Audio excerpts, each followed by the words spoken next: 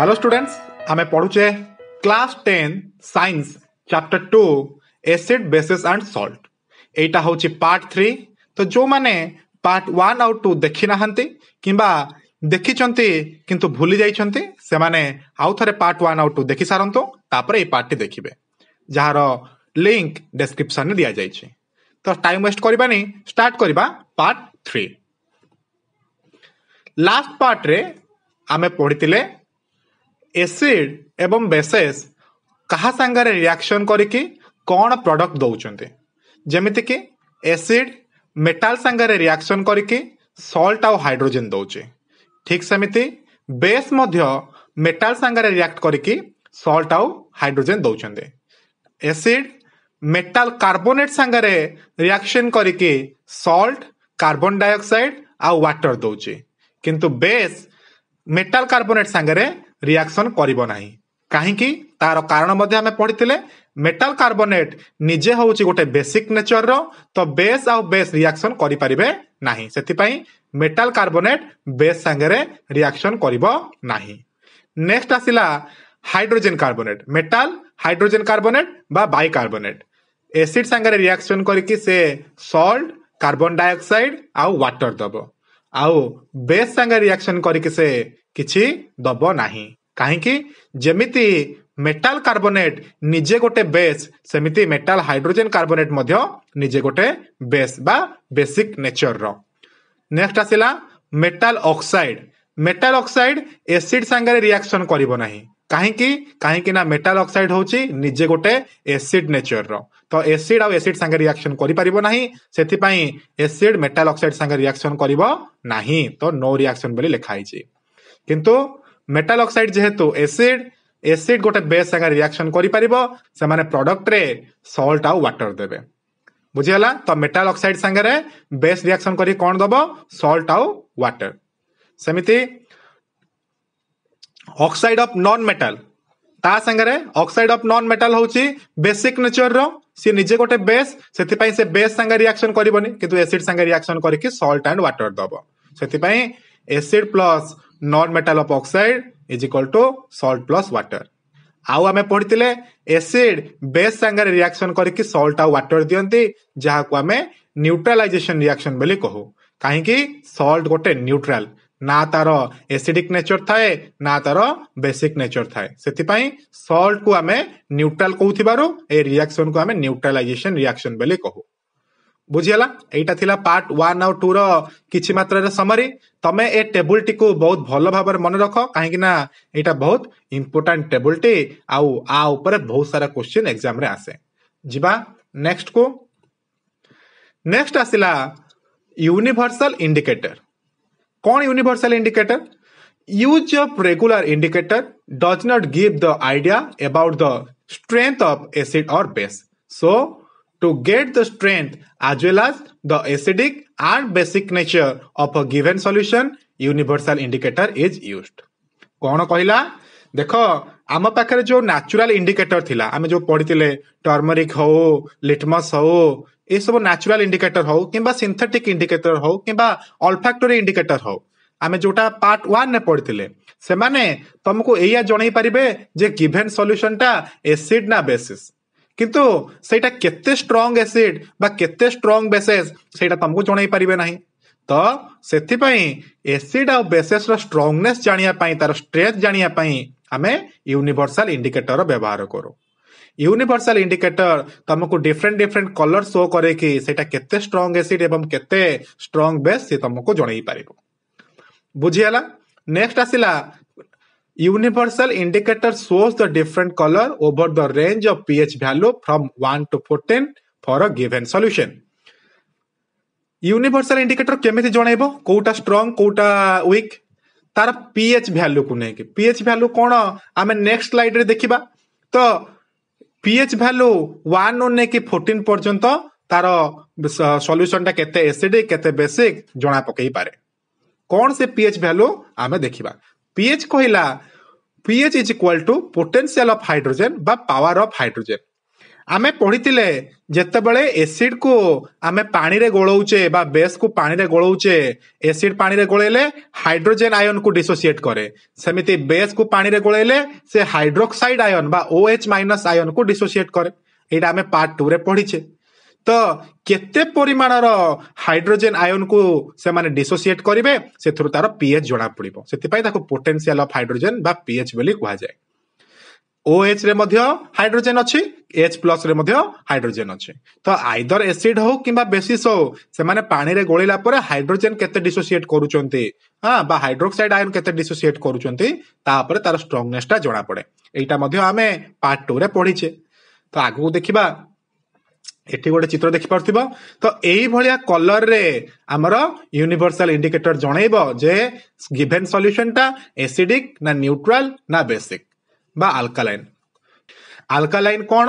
जेतेबेले पानी रे गोटे बेस गोळै ही जाय ताको हमें अल्कालाइन कहू देखो जहार pH 7 बा यूनिवर्सल इंडिकेटर जहार कलर ग्रीन सी हला न्यूट्रल जेमते कि हमर पानी सेटा न्यूट्रल रहइबो pH 7 रो तमे जेतेबेले लेफ्ट को जीवो 6 5 4 3 2 1 तारो एसिडिक नेचर ता बढ़ी बढ़ी जीवो pH 7 पाखरे pH 6 अछि 6 ता होछि स्लाइटली एसिड बेसी एसिड नुह स्लाइटली एसिड कि जेतल तमे pH 1 पाख को पळेबो सेटा वेरी एसिड तमरो खाइबा पचेइबा पई हजम करिया पई पेट रे जो स्टोमक एसिड थाए सेटा pH 1 रेंज रो एसे से माने बहुत ही एसिडिक सेमिति 7 रो जेते राइट को जीवो तारो अल्कालाइन परिमाणटा बा बेसिक परिमाणटा बढ़ी बढ़ी जीवो जेतेबेले से pH 14 रे पहुंचीबो तमे जानिबो सेटा बहुत ही स्ट्रांग बेस जेतेबेले से pH 8 रे थिबो तमे जानिबो सेटा स्लाइटली अल्कालाइन बा अल्प ता धरे हाइड्रोक्साइड आयन से डिसोसिएट करूची बा सेटा स्लाइटली बेस कोटे नेक्स्ट आसिला फॉर वाटर और न्यूट्रल सॉल्यूशन pH = 7 वाटर हो किबा जे कोनोसी न्यूट्रल सॉल्यूशन हो तार pH हबो 7 बा ताडा एसिडिक नुहे कि बेसिक नुहे फॉर एसिडिक सॉल्यूशन pH <7 जदि इंडिकेटर रे <7 pH आसिला बा एई 1 to 6 भितर कोनोसी कलर आसिला तमे जानिबो सेटा होउची गोटे एसिडिक जेते रेडिश आसीबो अधिक सेते जानिबो अधिक एसिडिक जेते ब्लूइश अधिक आसीबो सेते अधिक बेसिक बा alkaline for basic solution pH < 7 base पई < 7 हेतिबो माने भलरे जदि बुझिबा 0 रु नै कि 6 जाई होउचंती एसिड 7 नंबर ता होउची न्यूट्रल 8 रु नै कि 14 जाई होउचंती अल्कालाइन बा बेस ओके नेक्स्ट जिबा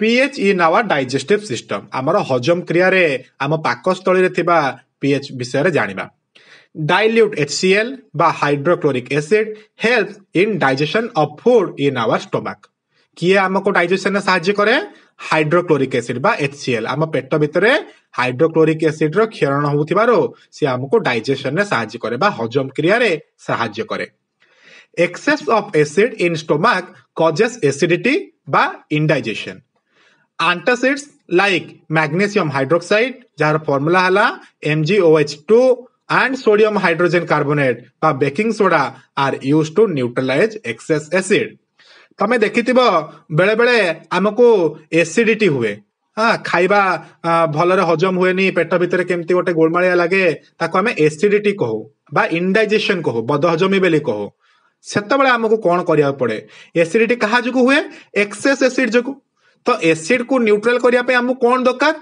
बेस दरकार तो मैग्नीशियम हाइड्रोक्साइड गोटे बेस किंबा सोडियम हाइड्रोजन कार्बोनेट जहा हमें बेकिंग सोडा बेली जानिचे सी मध्ये गोटे बेस एसिड को न्यूट्रलाइज करिया पे हमें किछि बेस को इंटेक करू बेस रो मेडिसिन किछि खाओ तो पेटरे हमर हाइड्रोक्लोरिक एसिड थाए जोटा कि हमको डाइजेशन रे सहायता करे एवं डाइजेशन रे जदि हमको एक्सेस एसिड हे गला ताले हमें ताको एसिडिटी बेली कहू आ एसिडिटी रु भलो होबा पई हमें गोटे बेस मैग्नीशियम हाइड्रोक्साइड किंबा बेकिंग सोडा बा सोडियम हाइड्रोजन कार्बोनेट को हमें इंटेक करू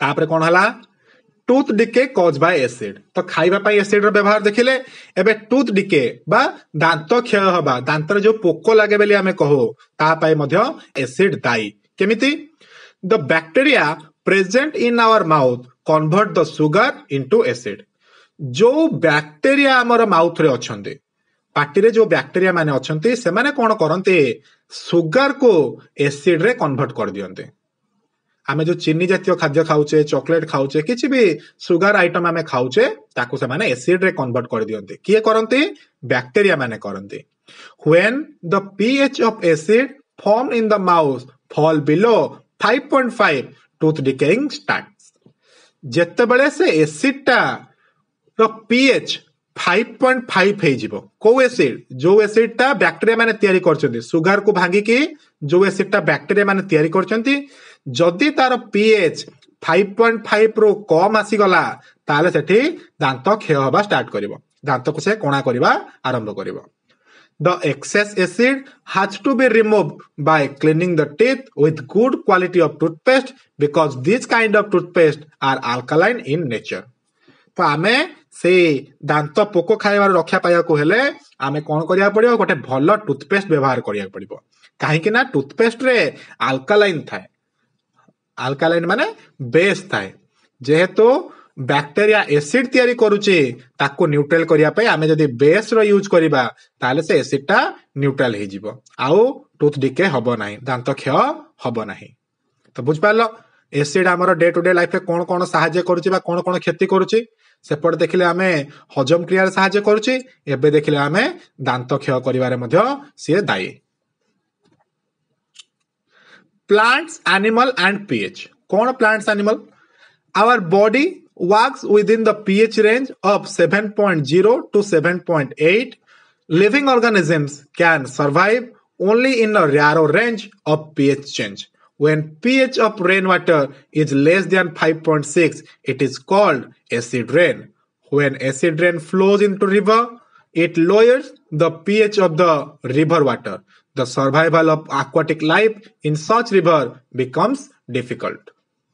तो कहला मनीष केते पीएच रे बंची पारे 7.0 रु 7.8 माने न्यूट्रल रु स्लाइटली बेसिक स्लाइटली अल्कालाइन एति की रेंज होची ह्यूमन बॉडी रो बुझ पाले कि नाही तो आमे एई रेंज भितरे प्रॉपर्ली बंची परिबा आठो अधिक हला हमो कष्ट हे जिवो ठीक समिति जदि वर्षा पड़िला बेले वर्षार पीएच टा 5.6 रु कम हे गला केते रु कम 5.6 रु कम कोनटा वर्षार पीएच जदि 5.6 रु कम हैला ताकू आमे कहिबा एसिड रेन आउ एसिड रेन जेतेबेले नई रे मिसिबो बा पोखरी रे मिसिबो से पानी पोखरी रो पानी को से लो पीएच कर दबो आ जति लो पीएच हे जिवो से नई रे बा पोखरी रे बंचुथिबा एक्वाटिक लाइफ माछ होंतो जीव जंतु जो माने पानी रे बंचुदी से समस्ते कष्ट हे जिवो बंचिबाटा तो एसिड रेन जो कोन क्षति होय बेली तमे पचारले तमे एते की पॉइंट लिखि परिबो किबा व्हाट इज एसिड रेन बेली पचारले तमे या लिखि परिबो तो ये गोटे 2 मार्क्स रो क्वेश्चन हे परिबो एटा गोटे 1 मार्क क्वेश्चन हे परिबो जे आम बॉडी रो पीएच रेंज केते ठीक अछि नेक्स्ट देला self defence by animals and plants through chemical welfare गोटे जीव बा गोटे गछ निजको केमिति सेल्फ डिफेंस करे रक्षा करि पारे कोथि पई केमिकल पई देखिबा bee sting leaves an acid which causes pain and irritation use of a mild base like baking soda on the stung area give relief stinging hair of nectar leaves inject methanoic acid causing burning pain तो दीटा दिन eighty कहला गोटे animal बा गोटे insects विषय eighty कहला जोटा हला बी महुमाछी तमे समस्त जानिछ महुमाछी डंक मारे आओ सेटा हमको बहुत पेन दिए न इरिटेशन दिए काहे कि ना तार से जो डंक रे कौन थाए एसिड थाए जोटा कि हमको पेन क्रिएट करे बा इरिटेशन क्रिएट करे तो ताकू भलो हबा पय हमें कोन करबा न्यूट्रल करबा एसिड को न्यूट्रल करिया पय हमको कोन दरकार बेस दरकार तो को बेस को हमें यूज करबा बेकिंग सोडा तो जो जगह रे स्ट्रांग एरिया रे हमें जदी बेकिंग सोडा को रब करबा ताले सेटा टिके रिलीफ मिलिबो ठीक है शांति मिलिबो ठीक है आराम लागिबो ठीक सेमितिया stinging hair of nettle leaves कौन तमे ବିଛୁଆତି ପତ୍ର ନାଁ ଶୁଣିଥିବ ଯୋଉଟା ଦେହରେ ଲାଗିଲେ କୁଣ୍ଡେଇ ହୁଏ, କିମ୍ବା ବାଇଡଙ୍କ ନାଁ ଶୁଣିଥିବ ଯୋଉଟା ଦେହରେ ଲାଗିଲେ କୁଣ୍ଡେଇ ହୁଏ। ଏମାନେ ସମସ୍ତେ ଏଇ ନେଟେଲ ଫ୍ୟାମିଲିର। ଇଏ ଗୋଟେ ଏମିତିଆ ଲିଭ୍ ଯୋଉଥିରେ କି ଆମର ଏସିଡ ଥାଏ। କୋଉ ଏସିଡ ଥାଏ? ମେଥାନୋଇକ ଏସିଡ ଥାଏ। ତ ମେଥାନୋଇକ ଏସିଡ କଣ କରେ? ଆମକୁ ପେନ୍ ଦିଏ ବା ପୋଡିଲା ଭଳିଆ ବର୍ନିଂ ପେନ୍ ଆମକୁ କ୍ରିଏଟ କରେ। ତ ଗଛ ମାନଙ୍କ ପାଖରେ କିମ୍ବା ଏଇ ଇନସେକ୍ଟ ମାନଙ୍କ ପାଖରେ ମଧ୍ୟ ଏସିଡ କିଛିଟା ଥାଏ ଯୋଉଟା କି ତାଙ୍କୁ ସେଲ୍ଫ ଡିଫେନ୍ସରେ ସାହାଯ୍ୟ କରେ, ନିଜକୁ ରକ୍ଷା କରିବାରେ ସାହାଯ୍ୟ କରେ।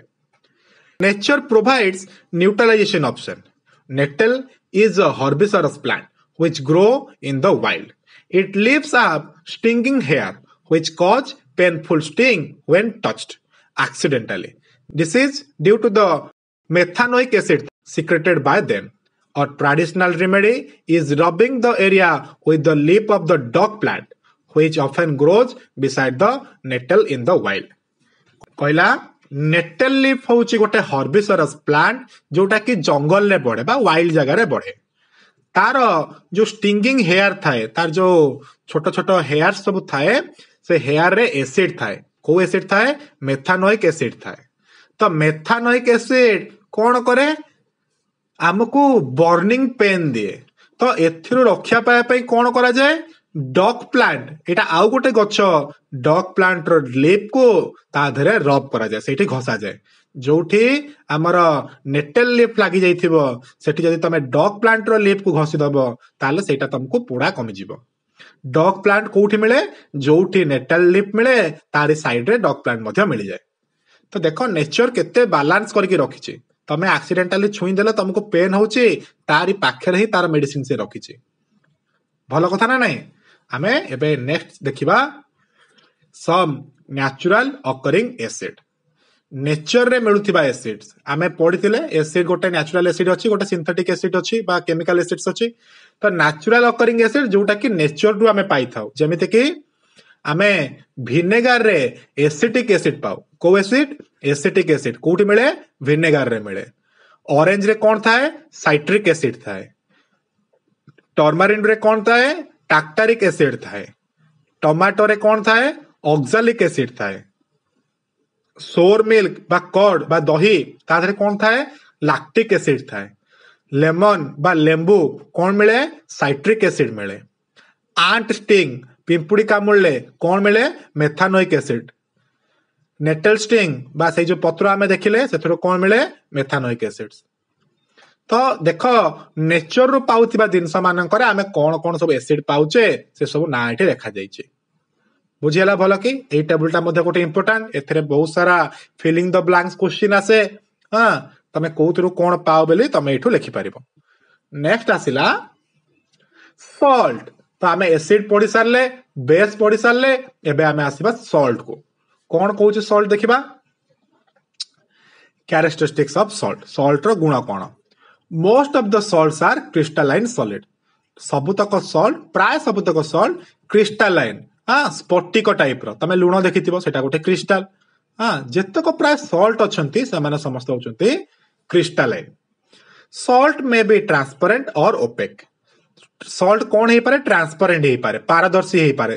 ଟ୍ରାନ୍ସପରେଣ୍ଟ କଣ? ଗୋଟେ କାଚ, ତମେ ଏପଟୁ ଦେଖିଲେ ସେପଟେ ଦେଖିପାରିବ, ତାକୁ ଆମେ ଟ୍ରାନ୍ସପରେଣ୍ଟ ବୋଲି କହୁ।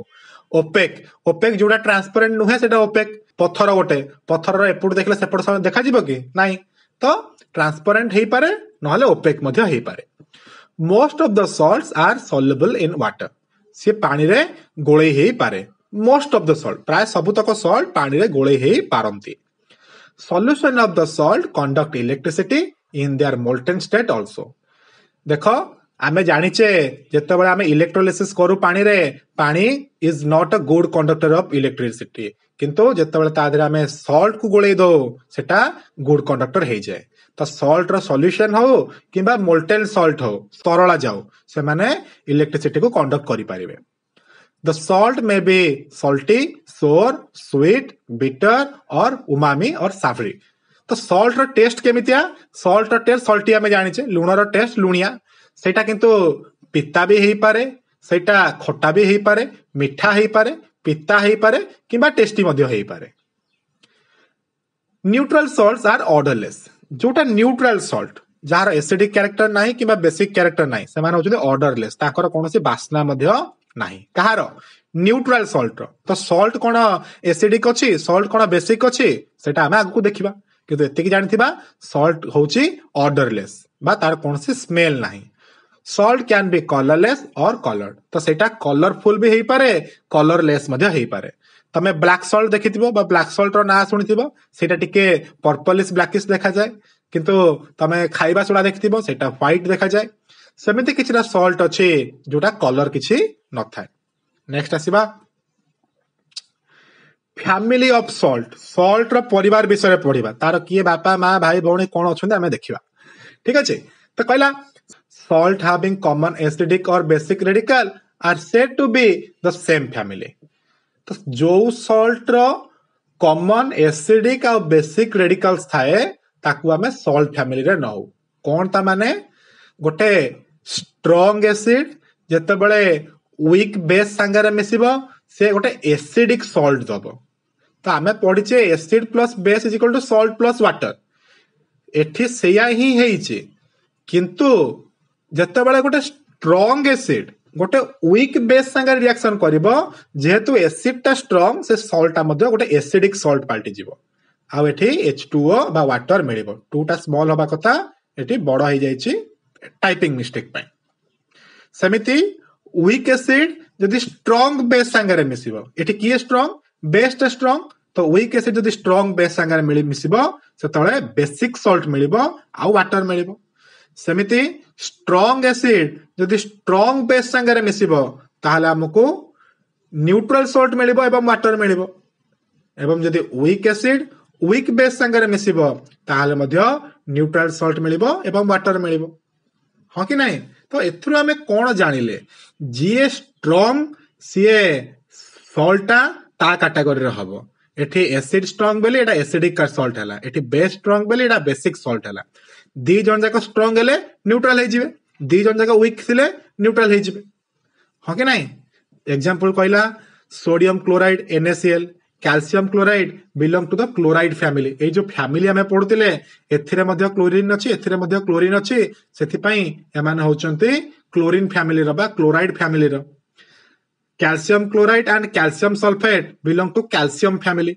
एथिरे मध्ये कैल्शियम अछि एथिरे मध्ये कैल्शियम अछि दुटा गो होचंती कैल्शियम फैमिली रो ठीक सेमिति जिंक क्लोराइड बा ZnCl2 and zinc sulphate ZnSO4 belong to the zinc family ए दे जण होचंती जिंक फैमिली रो एठी मध्ये Zn अछि एठी मध्ये Zn अछि हो कि नहीं तो फैमिली कोन बुझियला स्ट्रांग एसिड कोन स्ट्रांग बेस कोन से माने रिएक्शन करिके कोन प्रोडक्ट दोचन सेटा मध्ये बुझियला नेक्स्ट आसिला हमें गोटे गोटे पढिबा न्यूट्रल सॉल्ट कोन salt produced because of reaction between a strong acid and strong base are neutral in nature कहला गोटे strong acid आ गोटे strong base मिसिकी कोन देबे न्यूट्रल सॉल्ट देबे आमे जो न्यूट्रल सॉल्ट पढुचे सेटा केते बेले मिलिबो जेते बेले गोटे strong acid आ गोटे strong base reaction करिवे the pH value of such salt is equal to 7 that is neutral a neutral salt रो पीएच वैल्यू केते हबो 7 हबो जोटा कि न्यूट्रल हो कि नहीं कोन तार एग्जांपल सोडियम क्लोराइड बा NaCl it is formed after reaction between hydrochloric acid a strong acid and sodium hydroxide a strong base तो हमें जानिचे हाइड्रोक्लोरिक एसिड बा HCl एवं सोडियम हाइड्रोक्साइड NaOH तो एमाने दी जन जाक होचंती हमरो स्ट्रांग एसिड और स्ट्रांग बेस तो ए दीटा को रिएक्शन करिके हमको कोन मिलला NaCl मिलला जोटा कि सोडियम क्लोराइड बेली हमें जानिचे तो दीटा स्ट्रांग एसिड एवं स्ट्रांग बेस मिसिकी हम गोटे न्यूट्रल सॉल्ट देले समिति सोडियम सल्फेट हां it is formed after the reaction between sodium hydroxide or strong base and sulphuric acid हां कि नहीं सोडियम हाइड्रोक्साइड गोटे स्ट्रांग बेस सल्फ्यूरिक एसिड गोटे स्ट्रांग एसिड सेथि पई एटा हमको मिलला कोनटा sodium sulphate similarly potassium chloride it is formed after the reaction between potassium hydroxide strong base and hydrochloric acid और स्ट्रांग एसिड पोटेशियम क्लोराइड मध्ये हमें पाउचे जोटा कि पोटेशियम हाइड्रोक्साइड आउ हाइड्रोक्लोरिक एसिड रो रिएक्शन में मिली पाउचे पोटासियम हाइड्रोक्साइड गोटे स्ट्रॉन्ग बेस, हाइड्रोक्लोरिक एसिड मध्ये गोटे स्ट्रॉन्ग एसिड, तो स्ट्रॉन्ग स्ट्रॉन्ग मिसिकी गोटे न्यूट्रल सॉल्ट हमकु दैछन्ते। नेक्स्ट सेकंड रे देला एसिडिक सॉल्ट केमिति मिलिबो, एसिडिक कहिछ माने की स्ट्रॉन्ग हबो, एसिड स्ट्रॉन्ग हबो, की वीक हबो, बेसटा वीक हबो। Salts which are formed after the reaction between a strong acid and weak base, जत्ते बेले गोटे स्ट्रॉन्ग एसिड आ गोटे वीक बेस रिएक्शन करिवे सेते बेले कोन मिलिबो, एसिडिक सॉल्ट्स मिलिबो। से ही कहला which are formed after reaction between strong acid and weak base are called acidic salts. The pH value of acidic salt is lower than 7। Acidic salt रो pH value केते हबो, lower than 7 हबो बा 7 रो कम हबो। काहे कि काना इट स्ट्रॉन्ग हैला एसिड, जेहेतु एसिड रो पीएच वैल्यूटा 7 रो कम, सेति पई ए एसिडिक सॉल्ट रो मध्ये पीएच वैल्यूटा 7 रो कम हबो। Example cone, ammonium chloride NH4Cl, it is formed after reaction between hydrochloric acid, hydrochloric acid गोटे strong acid and ammonium hydroxide, एटा गोटे weak base। तो गोटे स्ट्रॉन्ग एसिड आ गोटे वीक बेस मिसी के हमको कोन देले, NH4Cl देले बा अमोनियम क्लोराइड देले, हां कि नहीं।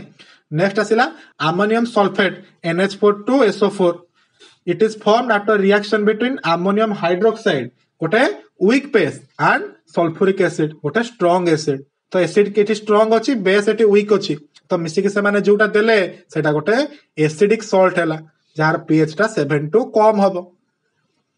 बुझिला, तो एसिडिक सॉल्ट पाया कहले कोन करिया पड़िबो, स्ट्रॉन्ग एसिड नबाक पड़िबो आउ वीक बेस नबाक पड़िबो, ताको भीतर रिएक्शन कले जोटा मिलिबो से माने होचंते हमर एसिडिक सॉल्ट।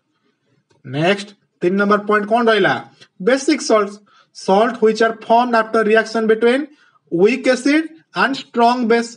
ठीक कथा, बेसिक लिखि दैछ माने एटी बेस टा स्ट्रॉन्ग हबो आउ एसिड टा वीक हबो, ताको हमें कोन कहबा, बेसिक सॉल्ट्स बोली कहबा। The pH value of basic salt is more than 7, तो बेसिक सॉल्ट रो pH value केते हबो, 7 रु अधिक हबो, हो कि नहीं। नेक्स्ट कहला तार एग्जांपल देखिबा, सोडियम कार्बोनेट Na2CO3 कहला Na2CO3 cone, it is formed after the reaction between sodium hydroxide a strong base and carbonic acid a weak acid. तो देखो बेस टा इट स्ट्रॉन्ग अछि, सोडियम हाइड्रोक्साइड गोटे स्ट्रॉन्ग बेस अछि आउ किए वीक एसिड, कार्बोनिक एसिड गोटे weak acid. तो एठो हमें कोन पाइले, सोडियम कार्बोनेट पाइले जोटा कि गोटे बेसिक सॉल्ट। सेमिति sodium acetate CH3COONA, it is formed after the reaction between strong base sodium hydroxide and acetic acid or weak acid, हो कि नहीं। देखो सोडियम हाइड्रोक्साइड हमें पढ़ले कोन, स्ट्रॉन्ग बेस, ता संगे किए मिसिला, एसिटिक एसिड मिसिला, मिलिला कोन, सोडियम एसिटेट जोटा कि गोटे बेसिक सॉल्ट एटा। तो बहुत सिंपल लॉजिक, जीए स्ट्रॉन्ग तार सॉल्टा सही नेचर रो हबो, बेसटा जदी स्ट्रॉन्ग हैला ताले बेसिक सॉल्ट मिलिबो, जदी एसिड टा स्ट्रॉन्ग हैला ताले एसिडिक सॉल्ट मिलिबो, जदी दी जन जाको स्ट्रॉन्ग बा दी जन जाको वीक हेले ताले न्यूट्रल मिलिबो। केवल तमे ए एग्जांपल केतरा मन रखिबार अछि। आज आम एठी रखिबा, नेक्स्ट पार्ट रे आमे डिफरेंट काइंड ऑफ सॉल्ट एवं तांकर व्यवहार आउ तांकर फॉर्मेशन विषय रे आमे पढ़िबा। तो सेते बेला जाय तमे ए पार्ट टी को मन देके सुनो, किछि डाउट हेले मते कमेंट रे क्वेश्चन पचार, मु तार सॉल्यूशन तुमको कहि देबी। तो आज पय रहउची, bye bye, thank you, have a good day.